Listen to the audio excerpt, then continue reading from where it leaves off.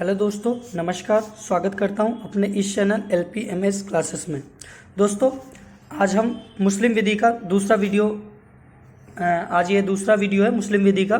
पहले वीडियो में हमने किया था कि मुस्लिम विधि का आधारभूत ढांचा क्या है, ठीक है जी। मुस्लिम विधि का basic structure of Muslim law क्या है, इसके बारे में हमने चर्चा की थी, ठीक है जी। इस्लाम क्या है, ठीक है जी। मुसलमान कौन है ना। उसके बाद हमने किया था कि पैगंबर साहब को कैसे दैवीय ज्ञान प्राप्त हुआ, ठीक है जी। उनके बारे में हमने बहुत कुछ जाना था। ये जो हमारा दूसरा वीडियो है, इसमें हम जानने वाले हैं मुस्लिम विधि का संबोधन, उद्भव और विकास, ठीक है जी। तो आइए शुरुआत करते हैं। मुस्लिम विधि का संबोधन क्या होता है, तो मुस्लिम विधि का संबोधन को देखते हैं। मुस्लिम विधि दैवीय विधि है और इनके धर्म से मिश्रित है। ये धर्म से मिश्रित है, ठीक है जी। मुस्लिम विधि एक पर्सनल लॉ है। क्या है? संबोधन का मतलब इसको कैसे संबोधन करेंगे। जैसे किसी भी व्यक्ति के नाम से संबोधन किया जाता है ना, तो इसको किस तरीके से संबोधन करेंगे। संबोधन का मतलब मुस्लिम विधि एक दैवीय विधि है। क्यों? क्योंकि इनको जो पैगंबर साहब थे उनको क्या था, उनको एक फरिश्ता द्वारा संदेश मिला, तो क्या हो गया, दैवीय विधि हो गई, ठीक है। और इनमें धर्म से मिश्रित है, मतलब ये धर्म से ही, उनके धर्म के ही बारे में बताया गया, अन्यथा कुछ नहीं। अब मुस्लिम विधि एक पर्सनल लॉ है, ये सिर्फ मुस्लिम पे ही लागू होता है दोस्तों, ठीक है जी। अब इसी में आगे है मुसलमान कौन है। ये जो मुस्लिम व्यक्ति हम कर रहे हैं, तो मुसलमान है कौन, इसके बारे में जानते हैं। देखिए दोस्तों, ये मुसलमान कौन है, इसके ऊपर 2017 में चार नंबर का क्वेश्चन पूछ रखा है। BA LLB में, LLB में भी पूछ रखा है कितने बार, तो आप इस चीज़ को ध्यान देंगे, ठीक है। तो मुसलमान कौन है, इसको देखते हैं। तो मुसलमान शब्द मुसल्लम प्लस ईमान से बना है। मुसलमान शब्द किससे बना है दोस्तों?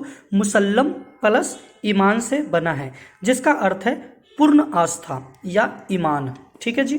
मुसलमान होने के लिए 5 बातों का पालन करना पड़ता है, वही मुसलमान माना जाता है। कोई भी व्यक्ति मुसलमान वही कहलाएगा जो 5 बातों को क्या करेगा, फॉलो करेगा, मानेगा, ठीक है जी। 5 बातें कौन कौन सी है दोस्तों? तो पहली है तौहीद में पूर्ण विश्वास करना। किस में पूर्ण विश्वास करना दोस्तों? तौहीद में पूर्ण विश्वास करना। अब आप कहेंगे ये तौहीद क्या है, तो दोस्तों तौहीद ला इलाहा इल्लल्लाह। तौहीद का मतलब क्या होता है? तौहीद में क्या बताया गया कि ला इलाहा इल्लल्लाह मोहम्मद उल रसूल अल्लाह, ठीक है जी। इसका हिंदी रूपांतरण होता है कि ईश्वर केवल एक है और पैगंबर साहब मोहम्मद अल्लाह के रसूल हैं। ये जो मोहम्मद पैगंबर साहब है वो अल्लाह के रसूल है। तो जो भी मुसलमान है उसको पहले ईश्वर केवल एक है मानना पड़ेगा और पैगंबर साहब मोहम्मद अल्लाह के दूत हैं। मतलब जो मोहम्मद पैगंबर साहब है वो अल्लाह के दूत हैं, इस चीज़ पे भरोसा करना पड़ेगा। पहला इसे ही कहा गया तौहीद या पूर्ण विश्वास, ठीक है जी। पहला क्लियर। दूसरा है नमाज। क्या है? नमाज पढ़ना पड़ेगा। कितने बार जी? तो दिन में 5 बार नमाज पढ़नी पड़ेगी। कितने बार नमाज पढ़ना पड़ेगा जी? 5 बार। तीसरा है जकात। तीसरा क्या है? जकात। जकात का मतलब होता है हिंदी में दान। क्या होता है जी? दान। तो कहा गया है कि गरीबों या फकीरों को दान करना चाहिए। किसको कहा गया है? जो मुसलमान है उसको गरीबों और फकीरों को दान करना चाहिए, वही मुसलमान है। तीसरा, चौथा पॉइंट दिया गया है रोजा रखना पड़ेगा। क्या करना होगा? रोजा रखना होगा। रमजान के महीने में रोजा रखना चाहिए। सूर्य प्रातः काल से लेकर सूर्य अस्त तक भोजन नहीं करना चाहिए, ठीक है जी।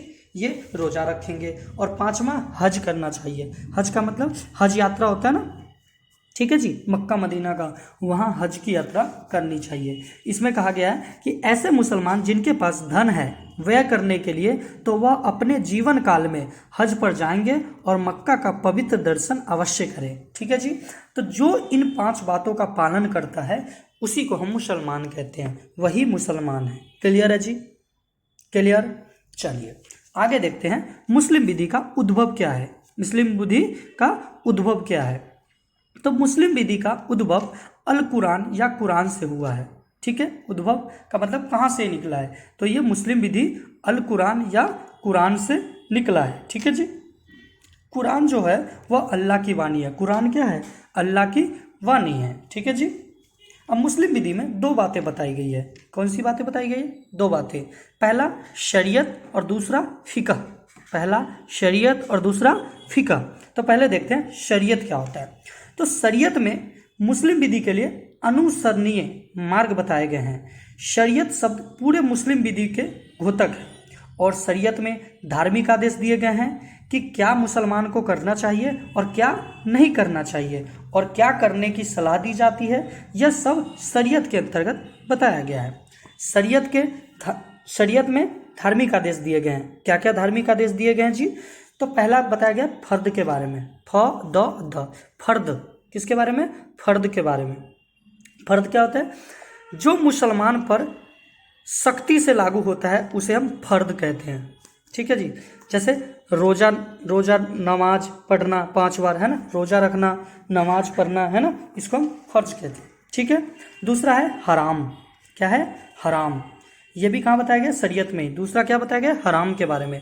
जैसे जो मुसलमान को नहीं करना चाहिए उसे हराम माना गया है कि ये काम नहीं करना है, अगर कोई करता है तो उसको मुसलमान में हराम माना गया है। ठीक है जी, मुस्लिम विधि में हराम माना गया है।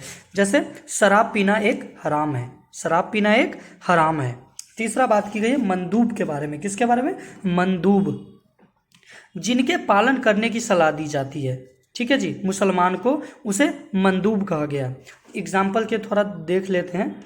ठीक है जी। देखो दोस्तों, सब चीज़ हम स्क्रीन पे तो प्रोवाइड नहीं करा पा रहे, इसीलिए आप रोक कर अपने आप से नोट्स बनाएं। ठीक है जी।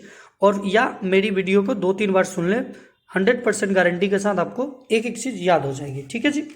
एग्जाम्पल, ईद के वक्त दिन में 5 बार से ज़्यादा नमाज पढ़ना मंदूब होता है। ईद के समय दिन में 5 बार से ज़्यादा नमाज पढ़ना क्या कहलाता है? मंदूब कहलाता है। क्लियर। चौथा पॉइंट बताई गई है शरीयत में मकरूह। किसके बारे में? मकरूह, जिन्हें मुसलमानों को नहीं करने की सलाह दी गई है। ठीक है, उसे मकरूह कहा गया है। एग्जाम्पल, विशेष प्रकार की मछलियां हैं जिसको खाना मकरूह है, मतलब कुछ प्रकार की मछलियां हैं जो मुसलमान में खाना नहीं चाहिए, उसे मकरूह माना गया है, मतलब मना किया गया है। पांचवा है जायज। पांचवा क्या है? जायज। जायज वे बातें जिनके प्रति इस्लाम उदासीन है वह जायज माना जाता है। ठीक है जी। जैसे मान लीजिए हवाई जहाज से यात्रा करना, ये क्या है? एक जायज है। क्लियर। तो आपको शरीयत क्लियर हो गया। ठीक है जी। अगला है फिकह। क्या है?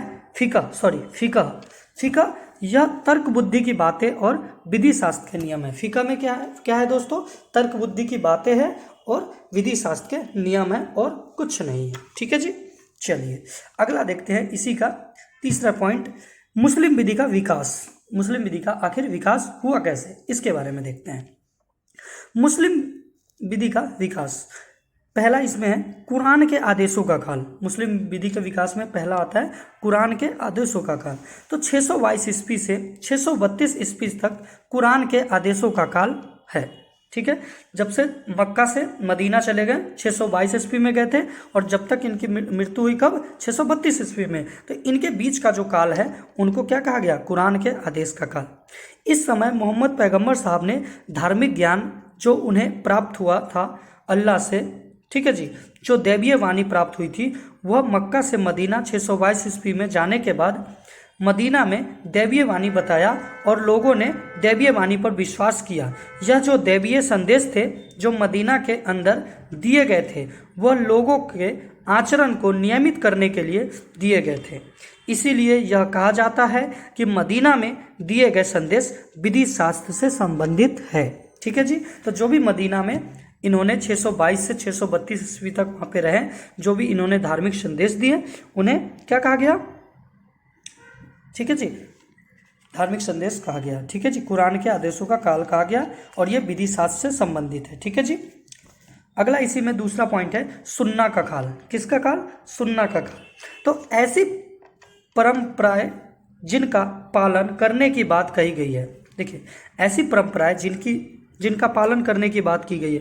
देखो, जिसको पालन करने की बात किया जाता है उसे हम परंपरा कहते हैं। परंपरा क्या नहीं कहते हैं, ये पुरुषों की परंपरा है, चली आ रही है, मतलब अपने पिताजी को पैर छूना है, क्या है? परंपरा है। तो ऐसी परंपराएं जिनका पालन करने की बात कही गई थी पैगंबर साहब के द्वारा, और पैगंबर साहब ने और उनके अनुयायी ने भी उस परंपरा को पालन किया, और साथ ही उनके अनुयायी के साथ जो उत्तराधिकारी थे उन्होंने भी परंपरा का फॉलो किया, उन्हें सुन्नत कहा गया। सुन्नत का काल किसे कहा गया? जो परंपरा पहले से फॉलो मतलब पहले से चली आ रही थी, पैगंबर साहब ने उसको फॉलो किया है, ठीक है जी। उनके जो अनुयायी हुए उन्होंने भी फॉलो किया, उनके उत्तराधिकारी हुए उन्होंने भी फॉलो किया, मतलब पालन किया। उन सभी परंपरा को क्या कहा गया? सुन्नत का काल कहा गया। क्लियर? मुस्लिम विधि के विकास में तीसरा पॉइंट है सैद्धांतिक अध्ययन और संग्रह का काल। सैद्धांतिक अध्ययन और संग्रह का काल, ये 661 ईस्वी से 900 ईस्वी तक का काल सैद्धांतिक अध्ययन और संग्रह का काल माना जाता है, ठीक है जी। चौथा पॉइंट है इज्तिहाद और तकलीद के विकास का काल। इज्तिहाद और तकलीद के विकास का काल, इसमें क्या कहा गया कि शुद्ध मत देना या किसी निर्णय पर पहुंचने के लिए गहरा अध्ययन करने वाला व्यक्ति ही इज्तिहाद कहा जाता है, ठीक है जी। इज्तिहाद का मतलब समझ गए। और अगला है तकलीद, दूसरे की राय को बिना मर्मनाटिव जानकारी के अनुसरण करना, ठीक है। दूसरे की राय को बिना मर्मानिकता के जानकारी के अनुसरण करना, ठीक है जी, तकलीद कहा गया। 900 ईस्वी से 1924 तक जारी रहा, उसे तकलीद, इज्तिहाद और तकलीद का विकास का काल कहा गया, ठीक है। पांचवा है 1924 ईस्वी से लेकर वर्तमान समय जो अभी चल रहा है, इन सबको क्या कहा गया है? तो इन सबको मुस्लिम विधि का पंचम काल कहा जाता है। कौन सा काल? पंचम काल कहा जाता है। 1924 में खलीफा के पद को समाप्त कर दिया गया और इसी के लिए आधुनिक काल में शरीयत को मुस्लिम विधि के अलग कर दिया गया, मतलब शरीयत से इसको अलग कर दिया गया, ठीक है जी। शरीयत अब मात्र नैतिक आचरण संहिता बनकर रह गई है, ठीक है जी। तो आशा करता हूँ कि आपको जो भी अभी हमने देखा मुस्लिम विधि के उद्भव, विकास और संबोधन के बारे में आपको समझ में आया होगा। मिलते हैं नेक्स्ट वीडियो में, तब तक के लिए आप अपना ध्यान रखिए। जय हिंद।